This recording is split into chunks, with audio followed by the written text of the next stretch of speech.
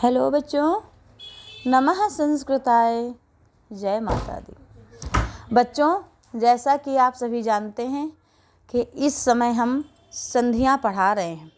आप सभी संधि ज्ञान संधि का अध्ययन कर रहे हैं। बच्चों, संधियां 3 प्रकार की थीं, जिसमें पहले प्रकार का जो था वो थी स्वर संधि। स्वर संधि के अंतर्गत इसके थे 8 भेद, जो हमने आप लोगों को पढ़ा दिया है, बता दिया है। 8 प्रकार की जो संधियां थी, उसमें यदि आप लोग कहीं कंफ्यूज हों, समझ में ना आ पा रही हो बात, तो प्लीज़ कमेंट करके बताइए।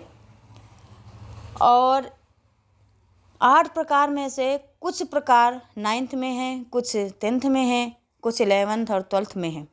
तो बच्चों, अब आज हम आपको पढ़ाएंगे व्यंजन संधि। व्यंजन संधि, जैसा कि आप जानते हैं कि व्यंजन संधि किसे कहते हैं? व्यंजन किसे कहते हैं? हल को क्या कहते हैं? व्यंजन। जैसे हमने बताया था, स्वर को क्या कहा जाता है बच्चों? अच। बताया था ना, जब हमने स्वर संधि पढ़ाना स्टार्ट किया था तो स्वर को क्या बताया था? अच। अच का मतलब क्या होता है? जो हमारे माहेश्वर सूत्र थे, उन माहेश्वर सूत्रों में से आ से चालू होकर च तक जो स्वर जाते हैं, और ये इनकी संख्या कितनी थी? 4 सूत्रों में से हमारा अच प्रत्याहार बना। अच प्रत्याहार में से सारे स्वर, जो 9 स्वर थे, ये सिमट गए और ये 9 स्वर को अच कहा गया। इसमें सब स्वर ही हैं, इसलिए स्वर को हम संस्कृत से अच कहते हैं। उसी तरह से जो बाकी के बचे 10 सूत्र, कितने हैं सूत्र? 14। तो 14 सूत्रों में से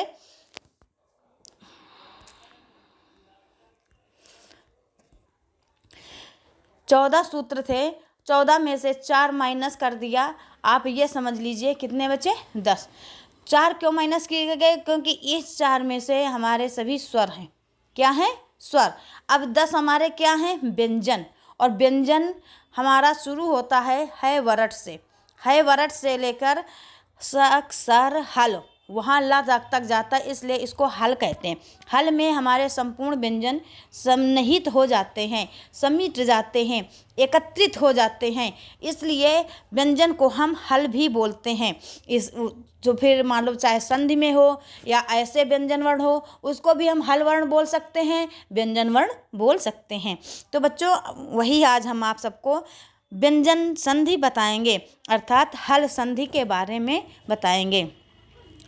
अभी तक आप लोगों ने पढ़ा स्वर संधि में, जब स्वर का स्वर से मेल हो और उसमें जो परिवर्तन या विकार उत्पन्न हो, उसको कहा जाता है स्वर संधि। अब है व्यंजन संधि। व्यंजन वर्ण का स्वर वर्ण के साथ या व्यंजन वर्ण के साथ कोई भी परिवर्तन हो, कोई भी यहाँ पर परिवर्तन हो, उसको हम कहते हैं व्यंजन संधि। उसको कहा जाता है बच्चों व्यंजन संधि। व्यंजन संधि किसे कहते हैं? व्यंजन के बाद स्वर या व्यंजन, स्वर अथवा व्यंजन के आ जाने पर व्यंजन के संपूर्ण वर्ण में जो परिवर्तन होता है, उसे व्यंजन संधि कहा जाता है। जैसे आप लोग देख रहे होंगे कि जैसे जगत प्लस ईसा, जगत प्लस ईसा। अब यहाँ पर देखा बच्चों, यहाँ पर यह क्या है? व्यंजन। हम हल लिख रहे हैं, यहाँ पर क्या है? व्यंजन। और ई क्या है? हमारा स्वर। ठीक। अब ऐसे देखिए, जगत प्लस जननी। अब इसमें देख लीजिए बच्चों, ये दा क्या है? हल। और ये जा भी क्या है? हल। दोनों हल वर्णों पर भी, मतलब दोनों तरफ व्यंजन होने पर भी व्यंजन संधि होगी, और एक तरफ व्यंजन दूसरी तरफ स्वर हो जाने पर भी हमारी व्यंजन संधि होगी। आ गया बच्चों समझ में? इसको कहा जाता है व्यंजन संधि। अब व्यंजन संधि का पहला प्रकार, आप लिखना चाहें तो इस तरह से लिख भी सकते हैं बच्चों कि व्यंजन वर्ण का स्वर या व्यंजन वर्ण से मेल होने पर जो विकार अथवा परिवर्तन होता है, उसे व्यंजन संधि कहते हैं। आप इतना यहाँ से यहाँ तक लिख सकते हो। और ये है क्या, ये व्यंजन संधि की परिभाषा। व्यंजन में जो संधि हो या विच्छेद हो उसकी परिभाषा। अब व्यंजन संधि के भेद। पहला भेद है बच्चों इष्टुत्व संधि। क्या है? इष्टुत्व संधि। इसका सूत्र होता है बच्चों इस्तोह, इश्चुना, इश्चुह। क्या होता है? इस्तोह, इश्चुना, इश्चुह। इस्तोह, ये इसको क्या कहा गया? सा और ता वर्ग। इश्चुना, इश्चु, तो ये क्या हो गया? सा और चा वर्ग। यदि सा और ता वर्ग के बाद सा और चा वर्ग आता है तो उसके स्थान पर क्रमशः सा और चा वर्ग हो जाता है। सा और ता वर्ग के बाद सा और चा वर्ग आता है, इसके बाद फिर अगर यह आता है तो यहाँ पर हमारा क्या बन जाएगा? सा और चा वर्ग बन जाएगा, इश्चु, यह वाला शब्द बन जाएगा। अब जैसे सा के बाद में सा आ गया, सा के स्थान में सा, ता वर्ग का कोई भी वर्ण होगा, जिस क्रमशः जो वर्ण हो उसमें चा वर्ग का वही वर्ण आएगा। जैसे यदि चा वर्ग का ता वर्ग का दा है तो चा वर्ग का जा आ जाएगा। जैसे हमने बताया था ना कि जगत जननी, जगत बताया था ना, ये जगत जननी, तो क्या है? ये दा के स्थान पर क्या आएगा बच्चों? जा वर्ग, जा वर्ण ही आएगा। जिस स्थान पर जिस समूह का जो वर्ण होगा, पहला दूसरा समूह में, एक समूह में कितने वर्ण होते हैं? 5। एक वर्ग में 5 वर्ण होते हैं और उसी वर्ग का जो अक्षर होगा, पहला दूसरा तीसरा चौथा पांचवा, उसी में उस चा वर्ग का वही वर्ण का वही वर्ग का वही वर्ण बन पाएगा। जैसे बच्चों, जैसे कि आप देख रहे होंगे बृहज्झरा, बृहज्झरा, इसका विच्छेद करेंगे तो बच्चों जो देखिए ये ट्रिक भी है, यहाँ पर यह ट्रिक भी है कि देखो जा आ गया तो आप समझ लो, बोलो चा, छा, चा, छा, जा। कौन सा वर्ण है बच्चों? चा, छा, जा, तीसरा वर्ण। अब हमको विच्छेद में तीसरा वर्ण लाना है और किसके स्थान पर होना था? चा वर्ग के स्थान पर। तो हमारा क्या हो जाएगा? चा, छा, ता, था, दा। समझ गए? तो यहाँ पर आपका आ गया बृहज्झरा। जा के स्थान पर दा आ गया, बृहज्झरा। बस आपको ये ध्यान देना है कि हमारा जो यह वर्ण है हमारा जो यह वर्ण है उस पे अब हो सकता है कि यह दाना इधर का ना होकर इधर भी आ सकता है। ऐसी भी संधि हम आपको उदाहरण बताएंगे। इस तरफ होगा तो जो जहाँ पर भी होगा वहाँ पर ही ये बदलेगा, क्योंकि सूत्र हमारा क्या कहता है? इस्तोह, अर्थात सा के स्थान पर इश्चुह। क्या आएगा? सा के स्थान पर ये सा और ता वर्ग के स्थान पर चा वर्ग। समझ गए? तो ता वर्ग होना अनिवार्य है और चा वर्ग भी होना अनिवार्य है। अगर चा वर्ग और ता वर्ग दोनों नहीं हैं तो एक ही शब्द 2 बार जरूर होगा, इसकी पहचान है। जैसे यहाँ पर आप देखते हैं जा और झा, कौन सा वर्ण है? चा, छा, जा, चा वर्ग के दोनों अक्षर हैं, अर्थात एक ही वर्ग के 2 बार जो पुनरावृत्ति हुई, मतलब 2 बार दोनों तीसरा और चौथा वर्ण आया, तो यहाँ पर हमारी कौन सी संधि हो जाएगी? इष्टुत्व संधि हो जाएगी। अब आपने ये समझ लिया तो इसका विच्छेद कैसे करेंगे? तो जिस वर्ण का यहाँ पर आधा वर्ण लिखा हो वहीं पर हम ता वर्ग का वर्ण लिख देंगे। तो क्या हो जाएगा? ता वर्ग में बृहज्झरा। ठीक है? अब बृहज्झरा, तो अब यहाँ पर आप प्लस का निशान लगा दो और दा के स्थान पर जा लिख दो, और जब आप जा लिखेंगी तो वही बृहज्झरा स्वरूप आपका यह निर्माण हो जाएगा। तो बच्चों समझ में आ रहा है? आपको ये बस ध्यान देना है ट्रिक में पहचान में कि हमारा सा, ता, था, दा, धा, ना, ये कितने वर्ण हैं? 5। फिर सा, चा, छा, जा, झा, इया, ये कितने हैं? 5। इन 5 के स्थान पर यह 5 के स्थान पर यह 5 हो जाना है। अब सा के स्थान पर सा, ता वर्ग के स्थान पर चा वर्ग आप देख रहे हैं। सा और ता अर्थात सा के स्थान पर इस लाइन के स्थान पर इस लाइन में सारे शब्द लिखे हुए। अब जो स्थान पर हमने बताया जिसके स्थान पर जो शब्द आता है वही शब्द लिखा जाएगा। अर्थात जिस वर्ण का हमने बताया था ना, कु, चू, टू, तू, पू, अर्थात ये वर्ण के वाचक शब्द हैं और ये वर्ण के वाचक जब जो शब्द होते हैं से ये शब्द सब आ जाएंगे। समझ में आ रहा है बच्चों?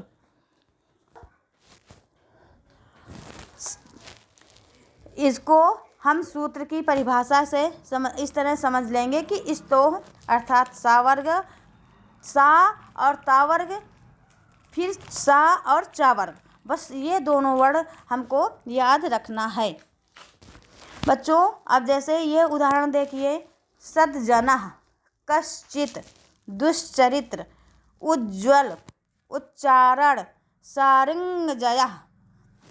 आप देखिए यहाँ पर दा है और दा के स्थान पर हमारा क्या हुआ गया?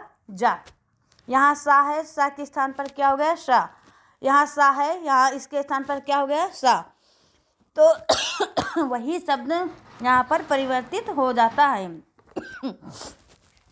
उद्धन ज्वल, उज्ज्वल, तो ये जा है, दा के स्थान पर ये जा आ गया। ये उच्चारण, ये देखो ता के स्थान पर चा आ गया। सारंग, देखो यहाँ पर ना है ना, तो यहाँ पर इया का प्रयोग हो गया।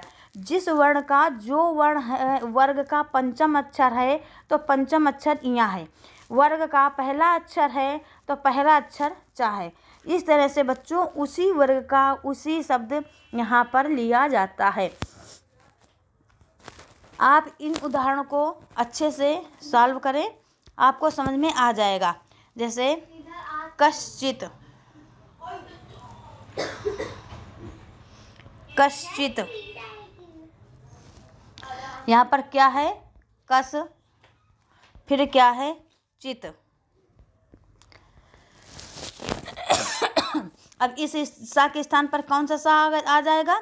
यह वाला सा, और यह वाला सा आ गया तो हमारा बस वही रूप बदल जाएगा। तो अब जब आपने भी इतना तो पढ़ा होगा ना कि जब कोई मात्रा या स्वर हम लगाते हैं तो आधे व्यंजन के पीछे से जुड़ता है, तो वही कश्चित हो गया। जैसे कस है, चित है, तो इस सा के पहले सी आ जाएगा, कश्चित बन गया। समझ गए ना? अब ऐसे मत कर देना कि नहीं, जैसे आपने ये जोड़ा तो सोच लिया कि कस और चित है तो हम ऐसे लिख दें कश्चित। समझ गए ना? ये हमारा अशुद्ध है। क्यों? हमारा परिवर्तन तो यहाँ से हुआ था, हो गया, लेकिन इसके पीछे से ही मात्रा लगती है, इतना आप समझते ही होंगे। तो इसको क्या है, इसको जो है यहाँ से मात्रा ना लगाकर आप कहाँ से मात्रा लगाएंगे बच्चों? आप इसके पीछे से ऐसे लगा देंगे और हमारा रूप क्या बन जाएगा?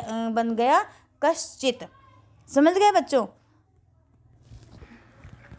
बच्चों अगला उदाहरण जैसे आप देख रहे होंगे, सतचित, तो सतचित, अब आपने पढ़ा है ना, ता वर्ग के स्थान पर क्या होगा? च वर्ग, ता वर्ग के स्थान पर च वर्ग, तो बस कितना सरल है, सच चित। अब इसको जब जोड़ दिया जाएगा तो सचित, ये देखो रूप बन जाएगा। इसके बाद में हरिश सेते, हरिश सेते, अब यह सा के स्थान पर बच्चों क्या आता है? ये सा, ठीक है ना? अब इसमें जब ये सा आ गया तो इसको हम परिवर्तन कर दिया तो यहाँ पर हरि तो वैसे ही उतर आएगा, सा भी के स्थान पर ये सा और इसके बाद में सेते, तो यहाँ पर बन जाएगा हरिश सेते। क्या बन जाएगा बच्चों? हरिश सेते। अब अगर आप बच्चों, हमने आपको जब वर्णों का उच्चारण स्थान बताया था तो हमने बताया था ये क्या है, ये हमारा तालव्य सा है। क्या है, तालव्य सा। लेकिन हमने इसको हमेशा हर उदाहरण में इसलिए स्पष्ट नहीं किया कि अगर हम इसको तालव्य सा बोलेंगे तो हो सकता है आप कंफ्यूज न हो जाए कि ये तालव्य सा है और ये मूर्धन्य सा है। तो बच्चों समझ में आ रहा है ना कि हमारा जो ये सा है, जिसको हम सलजम वाला सा बोलते हैं, शरीफा वाला सा बोलते हैं हिंदी के। जब आपने ककहरा का ज्ञान किया होगा शुरू में तो आपने पढ़ा होगा ना, ये या, रा, ला, या से यज्ञ, रा से रथ, ला से लड्डू, वा से वकील, सा से सलजम। तो सा से सलजम को आपने इसको मतलब ध्यान में बिल्कुल कंठस्थ कर लीजिए कि बोलते बोलते याद नहीं करना, रटना नहीं है। जब आप कोई भी संधि करें तो इसको तालव्य सा बोलें। तालव्य सा बोला क्यों जाता है, क्योंकि इसका उच्चारण स्थान तालु होता है। आपको हमने बताया था ना, इचु यशानाम तालु, इचु यशानाम तालु। तो ई चा वर्ग या और सा का उच्चारण स्थान क्या था, तालु। तो इसलिए इसको तालव्य सा बोलते हैं। अब और इस वाले सा को क्या बोलते हैं बच्चों, मूर्धन्य सा। ऋतु रसाणाम ऋतु रसानाम मूर्धा और लितु लसानाम दंता। तो इसको क्या बोलते हैं, दंत अर्थात दंती सा। क्या बोलते हैं बच्चों, दंती सा। तो दंती सा के स्थान पर तालव्य सा और ता वर्ग के स्थान पर चा वर्ग। बस इतना है, इसको याद करना है। इसकी परिभाषा में बच्चों सिर्फ 2 वर्ग आपको याद करना है कि दंती सा के स्थान पर तालव्य सा और ता वर्ग के स्थान पर चा वर्ग, अर्थात ता वर्ग के 5 अक्षर और के स्थान पर चा वर्ग के 5 अक्षर आ जाएंगे। कब, जब परिवर्तन होगा। देखिए जैसे ता के स्थान पर यहाँ पर चा दिख रहा है ना, और ये देखो दंती सा के स्थान पर तालव्य सा दिखाई दे रहा है। समझ गए बच्चों। आप लिखना चाहें तो इस तरह से लिख भी सकते हैं, बहुत ही अच्छी ट्रिक है। पहचान तो आप समझ ही गए। 2 वर्ण एक साथ हों, जब 2 वर्ण एक साथ हों या कोई वर्ग रिपीट होकर आए, वहाँ पर इस्तो इष्टुना इष्टु संधि हो जाती है।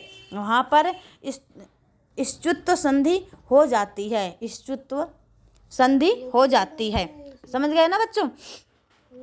अब इसका सूत्र है जो वो भी लिखा है, इस्तो अर्थात सा, वही हमने बार बार बताया। देखो सा और ता वर्ग के स्थान पर आगे इसके क्या है, सा और चा वर्ग। इसके स्थान यहाँ पर क्या है, सा और चा वर्ग। और ये दोनों के स्थान पर देखो, अभी तक आपने देखा था जैसे ये सा और ये सा मिलकर परिवर्तन करता था दोनों पद में, लेकिन अब दोनों पद का परिवर्तन नहीं होना। एक के स्थान पर दूसरा शब्द आता है, एक के स्थान पर दूसरा वर्ण आता है। सा के जो ये दंती सा है, यहाँ पर तालव्य सा आ गया है। इस सा को हम ऐसे ही रहने देंगे, इस पद में कोई भी परिवर्तन नहीं होगा। तो बच्चों आपको इतना समझ में आ गया हो यदि तो रोटी डाल के आप बस ये देखिए, ये दोनों शब्द हमारे होने चाहिए। बृहद झरा में देखो लिखा आपने देखा, इस दा है और जा हो गया, बृहद झरा बन गया। समझ गए ना। सभी उदाहरण में आप एक नज़र डाल कर देख लीजिए, वही होगा। देखो दा फिर जा, सा फिर चा, अर्थात ये 2 शब्द या तो पुनः 2 शब्द आएंगे या फिर दोनों वर्ण के होंगे। दंती सा और चा वर्ग, ता वर्ग, दंती सा और ता वर्ग, या फिर तालव्य सा और चा वर्ग का ही वर्ण 2 बार, दोनों में से एक एक या फिर एक का ही 2 बार पुनः आना हमारा इष्टुत्व संधि हो जाता है। जैसे इसमें देखा ना, उज्ज्वल जा है हमारा, तो चा छा जा तीसरा अक्षर है और जा दोनों हमारे हैं। तो यहाँ पर हमारा क्या है, उच्चारण। चा वर्ग के दोनों 2 बार वर्ण हैं। सारिंग जया, इया और जा 2 बार आया है। आप देख पा रहे हैं ना। अब जैसे सज्जन, जा 2 बार आया, कश्चित। अब इसमें देखिए सकार और चा वर्ग, और ये सकार कौन सा है, तालव्य सा और चा। तो ये आपकी पहचान हो जाएगी। पहचान के लिए आप इसको ज़रूर याद रखना। आप बच्चों इसे समझ लेना कि 2 वर्ण एक साथ या फिर कोई भी वर्ग का कोई भी अक्षर रिपीट होकर आ जाए, 2 बार आ जाए। हमने जैसे बताया उज्ज्वल, तो इसमें क्या है, रिपीट हो गया वही शब्द, समझ गए ना। अब जैसे हरीश सेते, रिपीट हो गया 2 बार, समझ गए बच्चों। और या फिर दोनों में से एक एक करके 2 वर्ण आ जाएं, तो आप समझ जाइए कि यहाँ पर इष्टुत्व संधि है। ठीक इसी प्रकार अगली संधि है इष्टुत्व संधि, जो बच्चों उसको हम आपको कल बताएंगे। बच्चों आज के लिए इतना ही। प्लीज़ बच्चों आप मेहनत करिए, थोड़ा सा परिश्रम करिए, उदाहरणों को स्पष्ट करते हुए हल करिए, और जितना भी लिखाया जा रहा है, बताया जा रहा है, उसे ध्यान से देखिए, समझिए। आपको बहुत सरल चीज़ और भी सरल लगने लगेगी। तो बच्चों आज के लिए बस इतना ही। नमः संस्कृताय, जय माता दी। क्लास अच्छी लगी हो तो please I request me, like share करना, सब्सक्राइब करना मत भूलें प्लीज़। जय हिंद, जय भारत।